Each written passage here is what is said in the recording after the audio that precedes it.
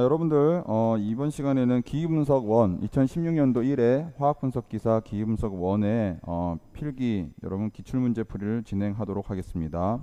자, 41번부터 보도록 할게요.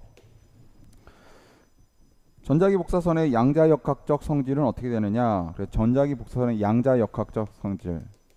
자, 양자역학적 성질이라고 하는 거는 기본적으로 여러분들 양자화되어 있다는 거는 어떤 이제 움직일 때 이게 연속적이 아니라 불연속적 패턴으로 움직인다는 소리예요. 자, 다른 말로 말하면 에너지를 갖다가 흡수를 하잖아요. 그럼 에너지를 흡수하면 에너지가 자, 여기에서 여기까지 자, 이렇게 한번 흡수되고 또 여기서부터 여기까지 이렇게 한번 흡수되고 또 여기서 여기까지 한번 흡수되면 이 중간 과정의 흡수는 없고요.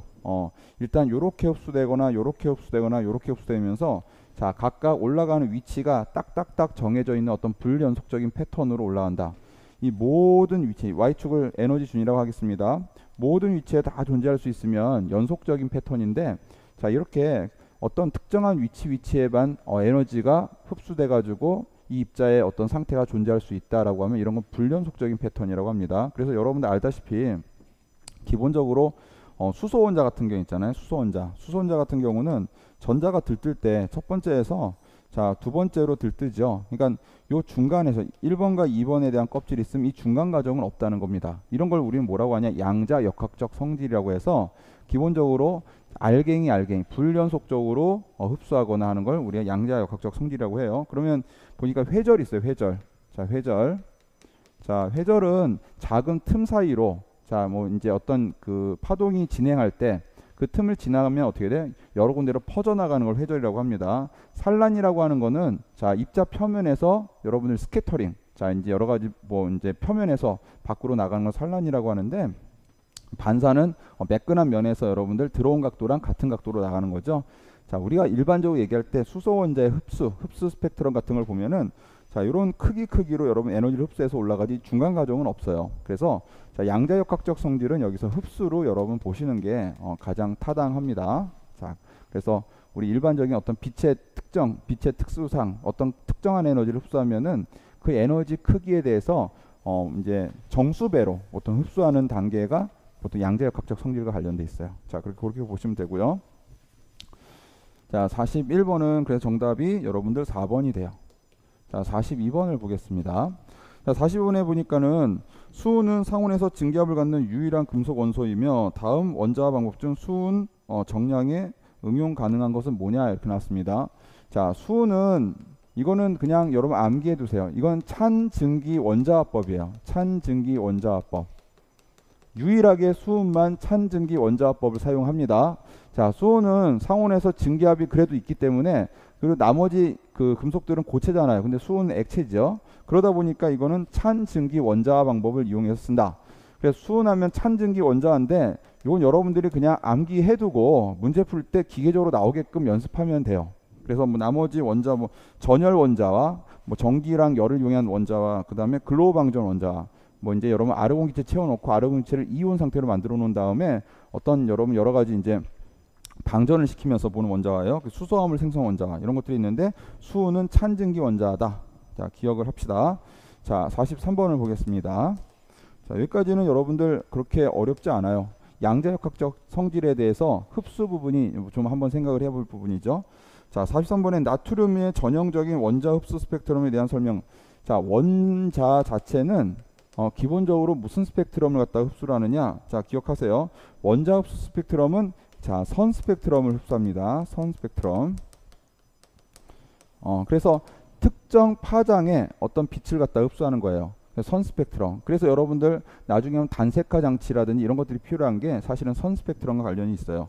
자, 그래서 D라고 하는 거는 어느 정도 이게 뭉쳐 있는 거고, 자, 기본적으로는 선 스펙트럼을 흡수합니다. 그래서 원자 흡수 분광법에서 가장 많이 사용하는 게 뭐죠? 그렇죠? 원자 흡수 분광법에서는 자, 여러분들 속빈 음극등 있죠. 속빈 음극등을 이용해 가지고 우리가 이제 분석을 많이 하죠. 그게 여러분 선 스펙트럼을 만들어낼 수 있는 가장 작은 어떤 나비를 갖는 스펙트럼을 만들어낼 수 있는 장치 중에 하나예요. 자, 정답은 1번이 답이 되겠어요. 44번. 자, 레일레이 산란은 자, 알아두세요. 자, 레일레이 산란. 이렇게 쓰죠. LAGH 그쵸? 산란. 그 다음에 여러분 또 하나 알아두세요. 미산란이라 했습니다. 미산란. 그래서 레일레이 산란과 미산란이라는 게 있는데, 레일레이 산란은 자 일반적으로 여러분 파장과 입자의 크기, 입자 크기인데 파장이 상대적으로 입자 크기보다 클 때가 레일레이 산란이에요. 그다음 미산란은 빛의 파장과 입자 크기가 비슷할 때, 입자 크기가 비슷할 때 나타나는 게 미산란이에요. 그래서 레일레이 산란은 더 아주 작은 입자들 표면에서 산란하는 건데, 여러분들 뭐 이렇게 밖에 나가서 이 대기를 보면은 푸른색으로 보이는 이유 중에 하나가, 자 빛을 통과하면서 푸른색이 산란이 많이 되기 때문에, 파장이 짧은 게 산란이 많이 되기 때문에 우리가 봤을 때 이제 푸른 하늘로 보이는 자 그런 형태가 되는 거예요. 그래서 자 기본적으로 복사선의 파장보다 대단히 작은 입자들이 보다 복사선의 파장이 클 때가 레일레이 산란이고, 미산란은 파장과 입자의 크기가 비슷할 때가 미산란이다. 자 그거 여러분들 같이 봐두도록 하세요. 자 그러다 보니까 정답은 4번이 됩니다. 자 그리고 45번을 보겠습니다. 45번. 자 풀이에 변한 분광기가 있습니다. 풀이에 변한 분광기는 자 기본적으로 여러분들 우리 이제 풀이의 방법을 이용해서, 풀이의 변환이라는 방법을 이용해서 자 여러 가지를 갖다 활용한 건데, 자 이거는 신호 그 다음에 잡음비가 굉장히 좋아요. 개선이 많이 돼 있어요. 자 그 다음에 이런 분석 속도도 빠릅니다. 분석 속도도 빠르고요. 자 그리고 여러분들 여기서 보니까 일정한 어떤 스펙트럼을 우리가 얻어낼 수 있습니다. 그래서 이런 것들을 갖다 우리가 할 수 있는데, 풀이의 변환 적외선 흡수 분광기의 장점이 바탕 보정이 불필요하다. 자 기본적으로 여러분 바탕 보정은 진행한 상태에서 자 풀이의 변환 분광기를 사용을 해가지고 진행을 합니다. 그래서 바탕 보정이라고 하는 거는 여러분들 매트릭스라는 거 알죠? 이런 바탕용액, 매트릭스, 시료가 들어있는 바탕용액에 있어서 거기서 나오는 부분에 대한 어떤 보정이 필요한 거예요. 이건 물리적인 부분이기 때문에 여러분 이런 물리적인 부분, 바탕 보정은 기본적으로 해준 상태에서 자 풀이의 변환 분광기를 쏘면은 기존에 여러분들 안 쓴 것보다는 훨씬 더 좋은 어떤 결과물을 얻을 수 있다는 게 자 풀이의 변환 분광기의 장점이에요. 자, 그래서 바탕 보정이 불필요하다 아닙니다. 예, 필요합니다. 자 그 다음에 46번을 볼게요. 45번은 정답이 4번이 되겠죠. 46번을 보겠습니다.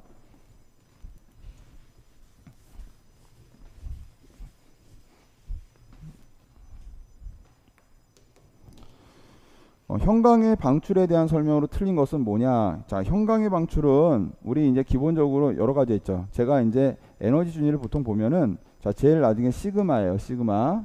그 다음에 파이. 그 다음에 N. 파이 스타.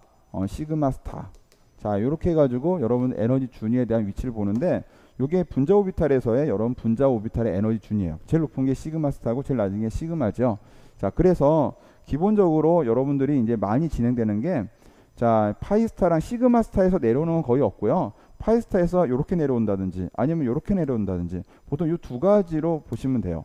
시그마에 시그마스타 내려오는 거는 자 기본적으로 여러분 결합이 완전히 끊어지는, 즉 시그마 결합이 끊어지는 부분이기 때문에 자 이거는 분명히 반응이 다른 걸로 진행되는 겁니다. 그래서 보통 이 두 가지로 보시는데, 자 여기서는 우리 이제 보니까 파이스타에서 파이에서 형광이 잘 나타난다. 그렇게 생각하시면 돼요. 시그마에서 시그마스타, 여기서 여기 내려오는 거는 거의 일어나지도 않을 뿐더러 자 형광으로 거의 나타나지 않습니다. 자 그 다음에 여러분 C6H5I라는 게 있어요. 그래서 여기 벤젠골입니다. 벤젠골이. 그러니까 여기 I가 들어있죠. 자 그 다음에 여기 보니까 C6H5 여기 CH3가 있습니다. 자 이거보다 형광의 상대적 세기가 강하다 이렇게 했는데요. 여러분 기본적으로 형광이라고 하는 거는 우리 이제 파이 결합이 많이 있는 데가 어디입니까? 여기랑 여기에서 자 이 벤젠골이 안에는 여러분들 기본적으로 여기 제가 지울게요. 여기 파이 전자가 굉장히 풍부해요. 그래서 파이 전자가 굉장히 풍부한 상태이기 때문에 파이 결합이 상대적으로 많이 있다고 보시면 됩니다. 자 그런데 이제 여러분 보시면은 요 아이오딘과 요 메틸기가 있는데, 아이오딘은 상대적으로 여러분들 할로젠 원소에서 이 안에 어떤 파이 전자의 그 비율, 다른 말로 전자 밀도를 갖다가 좀 당기는 성질이 있습니다. 그래서 이걸 고리 비활성화기라고 해요. 근데 요 메틸기는 오히려 전자를 제공을 해줘가지고 이 안에 전하 밀도를 더 높여버리는 성질이 있어요. 그래서 고리 활성화기라고 합니다. 그러다 보니까 파이 전자가 좀 더 풍부해지는 형향이 생겨가지고 우리가 소위 말하는 파이스타에서 파이로 어떤 전이 되는 그런 부분들을 좀 더 강하게 관찰할 수가 있어요. 그래서 일반적으로는 요거보단 요게 더 형광의 세기가 강하게 나타납니다. 자, 근데 3번 같은 경우는 여러분은 쉽지는 않겠죠. 그래서 46번에는 3번이 답이 되고요. 반대죠. 그 다음에 거의 4번에 산성고리 치환체를 갖는 방향조 화물의 형광은 pH의 영향을 받는다. 자, 이건 요겁니다. 우리 그 산성이라고 하는 거는, 산성고리라고 하는 거는 기본적으로 뭐와 관련돼 있냐면, 이 산성고리는 수소이온을 줄 수 있는 산이 존재한다는 소리야. 산. 그쵸? 산. 산이라고 하는 작용기 부분이 존재한다는 겁니다. 그런데 요 산이라고 하는 걸 제가 예를 들면 뭐 COH라고 쓰겠습니다. 자, 그래서 요런 부분이 존재한다라고 했을 때 이 부분이 기본적으로 여러분들 pH에 따라서 이 COH가 pH가 낮은 상태면은 수소이온이 굉장히 많은 용액이에요. 그러면 COH에 H가 보통 붙어 있는 상태인데 pH가 높으면 주로 염기성이죠. 그럼 이게 어떻게 생겼냐? CO- 형태로 이제 존재하는 상태로 돼요. 그러다 보니까 얘네들의 어떤 존재 상태가 달라지면은 에너지 준위에 영향을 받을 수가 있어요. 그래서 산이라든지 염기 같은 경우는 pH의 어떤 위치에 따라서, pH의 어떤 값에 따라서 얘네들의 존재하는 모습이 달라지기 때문에 그렇기 때문에 이런 pH의 영향을 받아서 형광의 어떤 발생에도 영향을 줄 수가 있다는 겁니다. 자, 그래서 46번에는 정답이 3번으로 보시면 돼요. 47번을 보겠습니다. 자, 물의 분자의 진동 방식과 적외선 흡수 스펙트럼에 대한 설명으로 옳은 것은 뭐냐? 자, 물이라고 하는 건 이렇게 생겼죠. 자, 그래서 요 물의 진동 방식인데 비선형 분자 있잖아요. 비선형 분자. 자, 이거는 4n-6으로 해석해 주세요. 비선형 분자는 4n-6. n은 뭐냐? 요 원자의 개수입니다. 그러면 4 곱하기 3-6 하면 얼마예요? 4, 3, 12. 4, 3, 12, 6. 제가 잘못 썼네요. 자, 이 비선형 분자는 여러분 이렇게 봅시다. 자, 비선형 분자는 우리 3n-6을 해주세요. 3n-6. 제가 잘못 썼어요. 하나, 둘, 셋, 3. 3, 3, 9. 마이너스 6은 3이죠. 그래서 비선형 분자는 3n-6을 해주고 이산화탄소 같은 거 있잖아요. 이런 경우는 선형 분자인데, 자, 이런 선형 분자는 3n-5로 해주세요. 자, 그래서 이렇게 해가지고 진동수를 계산할 수 있습니다. 그러면은 결과적으로 비선형 분자는 세 개로 진동하는데, 자, 이게 그럼 어떻게 진동하느냐? 자, 그럼 요거는 몇 개로 진동하죠? 그렇죠. 4개로 진동합니다. 그렇죠. 왜? 3을 집어넣으면 3, 3, 9 빼기 5는 4니까. 자, 그래서 3개로 진동하는데 얘는 이렇게 진동을 해요. 기본적으로. 자, 얘가 같이 늘어났다가 줄었다는, 요거 지금 2개가 있잖아요. 2개가 쭉쭉 늘어났다 줄었다 늘었다 줄었다는, 이렇게 늘어났다가 줄었다는 대칭 진동을, 대칭 진동. 대칭 진동. 여러분, 진동이라고 하는 건 스트레칭을 얘기하는, 늘었다 줄었다는 겁니다. 결합 길이가. 자, 그 다음에 또 요게 요렇게도 진동을 해요. 뭐 얘가 줄고 얘가 늘 수도 있잖아요. 뭐 이 산소는 오른쪽으로 갈 수 있고, 그래서 요런 비대칭 진동을 합니다. 비대칭 진동. 이건 대칭 진동, 늘었다 줄었다는. 자, 또 하나는 여러분들 요게 이번에는 이렇게 해서 벌려지고 뭐 이렇게 가서 쫙쫙 벌려지는 그런 진동을 해요. 자, 이거를 우리는 굽힘 진동이라고도 얘기합니다. 굽힘 진동. 그래서 요런 세 가지 진동 패턴을 가지고 있는 게 물 분자의 진동 방식이에요. 그런데 이 진동 방식이 그대로 적외선에 나타나는 게 아니라, 자, 이 진동 방식이 진동을 했을 때, 자, 진동을 했을 때 여러분들 쌍극자 모멘트에, 이 쌍극자 모멘트에 변화가 존재하면, 쌍극자 모멘트의 변화가 존재하면은 이런 기본적으로 적외선 분광법에 여러분들 딱 잡히게 돼요. 자, 그래서 쌍극자 모멘트가 변하지 않으면 잡히지 않습니다. 그러면 얘 보세요. 여러분들 기본적으로 이제 우리 요 대칭 진동이랑 비대칭 진동, 굽힘 진동 같은 경우는 극성이잖아요. 그쵸? 이건 지금 딱 극성입니다. 그러면 얘가 이렇게 늘어났어요. 늘어나면 어떻게 돼요? 극성이 바뀌게 되는 거예요. 극성이 뭐 더 강해질 수도 있고 약해질 수도 있는데, 하여튼간 극성이 바뀐다. 얘도 어떻게 돼요? 이렇게 줄고 늘어나면 이것도 극성이 바뀝니다. 이것도 극성이 바뀌어요. 그래서 쌍극자의 모멘트의 변화라고 하는 거는 극성의 변화가 있느냐 그걸 가지고 판단하면 돼요. 그래서 자, 세 가지 진동 방식을 갖고 있다. 거기까지 됐죠. 그 다음에 이 세 개가 극성의 변화가 같이 존재한다. 그러면은 적외선의 세 군데에서 잡히는 거예요. 그래서 거기 47번에 보니까 진동 방식은 세 가지고 적외선 스펙트럼에 흡수되는 세 가지가 나타난다. 그게 이제 여러분 요거랑 관련돼 있는 겁니다. 자, 이해되시죠? 자, 그래서 극성의 변화를 가지고 판단을 하시면 된다. 자, 47번은 정답이 2번이 됩니다. 자, 48번을 보겠습니다. 48번.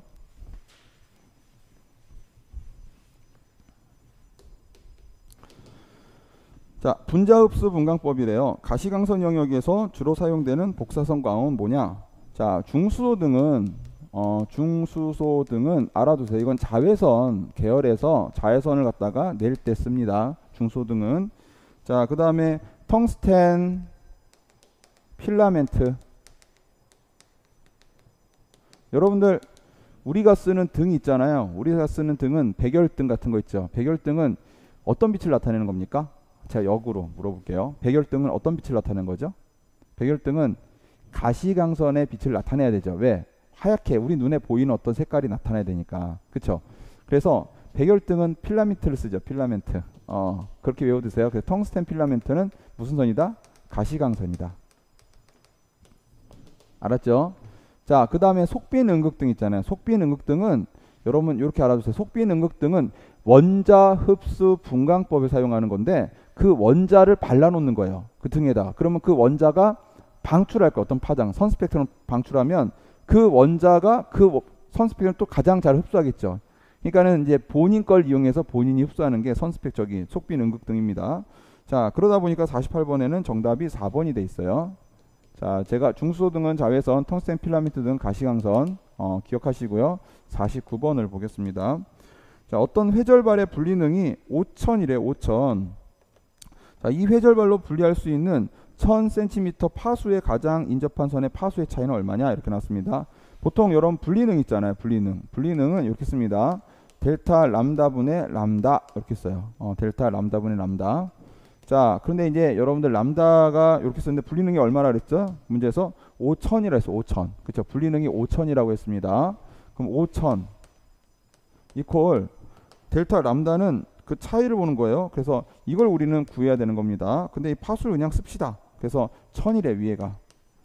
그러면 요거 하면은 델타 람다는 자, 그러니까 0.2가 되겠죠. 그래서 요만큼의 차이만큼을 우리가 분리할 수 있을 것 같아요. 그래서 정답은 2번으로 보시면 될 것 같아요. 자, 그 다음에 플라즈마 방출 분광 50번 보겠습니다. 플라즈마 방출 분광법에서 플라즈마 속에 고체와 액체를 도입하는 방법인 전열 증기화에 대한 설명으로 틀린 것은 뭐냐라고 나왔습니다.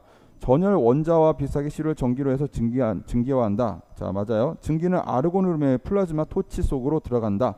플라즈마잖아요. 그렇죠. 그래서 보통 여러분들 원자 방출 분광법에서는 플라즈마를 이용한 분광법이라든지 불꽃 반응 분광법이라든지 아크 스파크 여러분들 분광법을 활용을 합니다. 전기로 해서 시료 도입 물론 시료 원자화를 위해 주로 사용한다. 전기로는 시료 도입은 물론 시료 원자화를 위해 주로 사용한다. 자, 플라즈마 방출 분광법에서 기본적으로 시료 원자화를 갖다가 여러분 전기로 해서 시료 도입은 물론 시료 원자화까지 같이 진행을 하지는 않습니다. 자, 4번을 볼게요. 관측되는 신호는 전열 원자 흡수에서 얻은 것과 유사한 순간적인 봉우리이다. 자, 그래서 전열 증기화에 대한 설명으로 틀린 것은 하고 나왔는데요. 자, 기본적으로 여러분 전기로는 시료 도입은 물론 시료 원자를 위해 주로 사용. 시료 도입 같은 경우는 여러분들 실제로 이제 분무기를 이용해서 활용을 하고 그 다음에 시료 원자화라고 하는 거는 여러분 전기로해서 이제 여러분 그걸 이제 가열해 가지고 원자화를 시킵니다. 그래서 이 두 가지를 같이 진행을 하진 않아요. 그래서 50번에는 기본적으로 4번이 정답이 돼 있어요.